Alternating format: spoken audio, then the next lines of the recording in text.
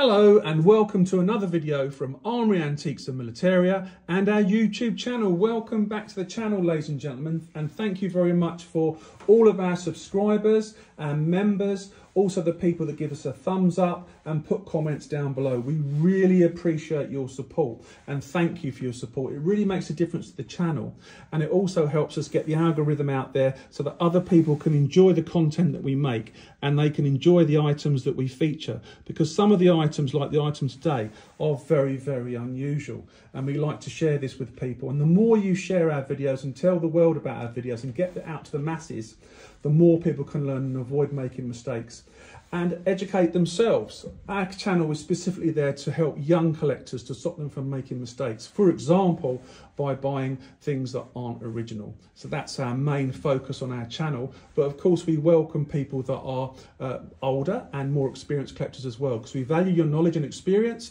And if you put comments down below, it always helps new collectors. And indeed, sometimes us. You know, you can't know everything. As I've said before, we don't like anyone that refers to themselves as an expert, because there are no experts in this world.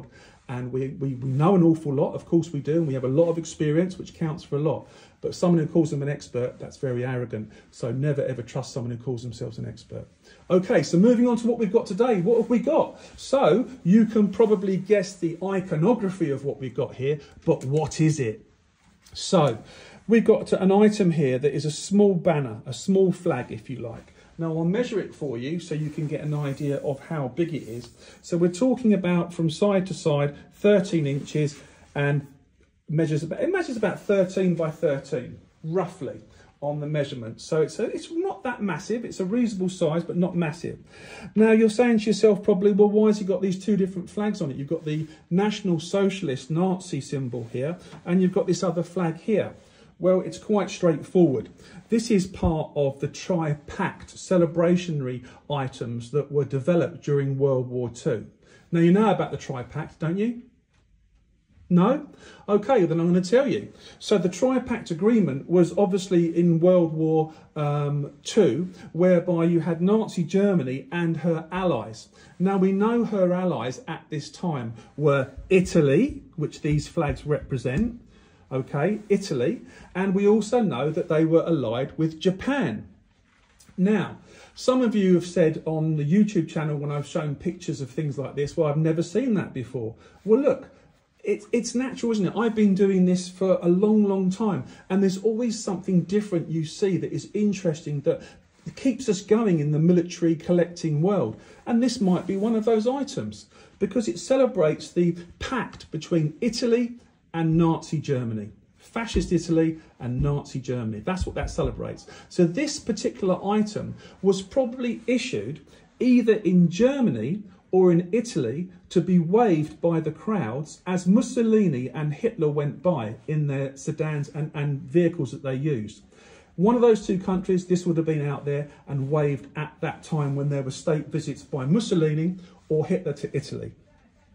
How do we know that? Well, if we look at other objects, like I'm going to show you now, we've got here a Japanese teacup. And now you're thinking and scratching your heads thinking, what is he going on about? Well, there's a point to this, because obviously Nazi Germany, their ally, was also Japan. So quite often you'll find sake cups and also teacups and also Japanese bowls and vases with Nazi symbols on it, as well as Japanese hinmaru or flags on it. We've seen it loads of times.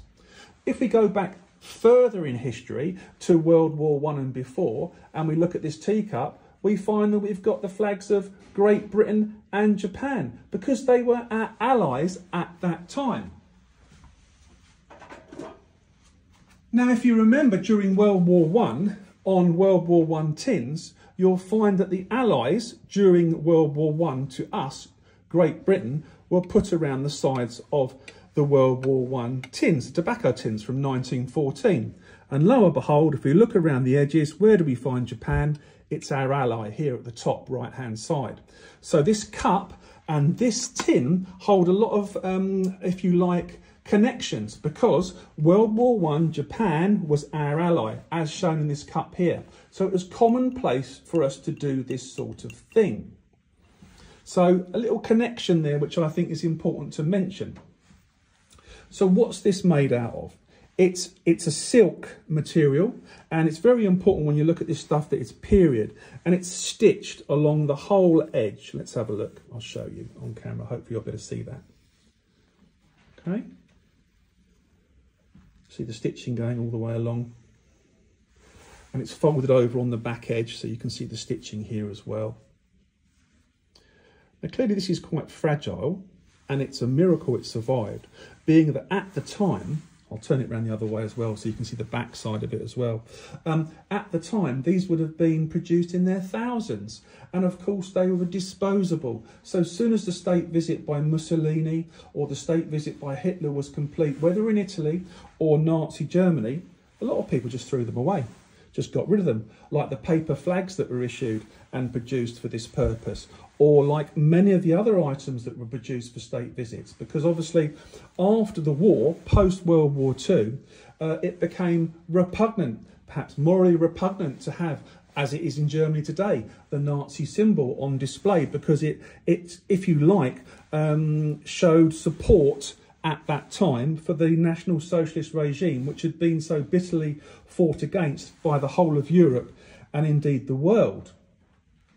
But of course, we're talking about an historical object here, just like the Japanese teacup that celebrates the celebration between the Japanese and the English and Great Britain when it comes to their, if you like, partnership during World War I. It also celebrates it on the World War Tin, as I've said before. So just because we're talking about National Socialist Germany shouldn't be offensive to anyone, no matter who it is, because we're talking about an historical object here that doesn't bear any meaning today. It's simply a historical object, which is a historical object, simple as that, which is a thing of great interest to people, whereby they can research the Tripartite, as I've said to you before. So when we talk about the Tripartite in relation to this object we're talking about, tri obviously means three.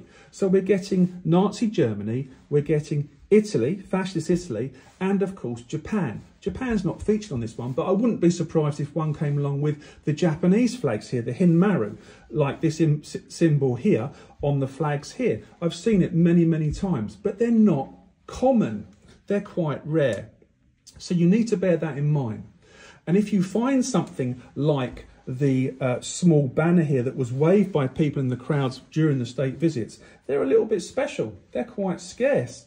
We had this come in with a load of medals and also some Polish stuff and other items. And I really was happy to see it, because not many people would recognise it for what it is. Some of you will, of course, because some of you are like me. You know, you're really, really experienced collectors with a lot of skills, knowledge and experience.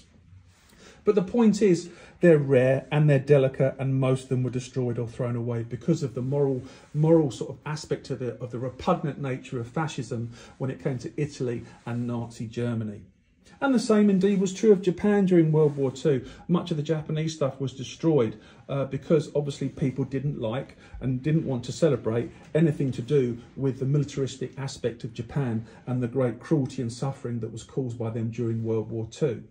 So as you can see here at Armoury Antiques and Militaria, we deal with all aspects of history. We don't just look at the Nazi period or fascist Italy or World War I Great Britain or World War I Japan. We deal in every aspect of history, and we love history as we're historians. We're not just simply like many people who pick up the guise of being a dealer and flip things and try and make as much money out of it as possible. We're here because we're historians. We love the objects that we come across, and some of the things we experience and handle are just unique and wonderful, and that's why we share with these items with you on YouTube, because it's lovely to see these objects, and they're real, and they're from families, and they're not reproductions, and that's the main thing. But anyway, we hope you've enjoyed this video. Thank you very, very much for watching. Please put some comments down below. As long as they're not provocative, we enjoy comments and conversations so other collectors can find out more and learn from our pages on YouTube.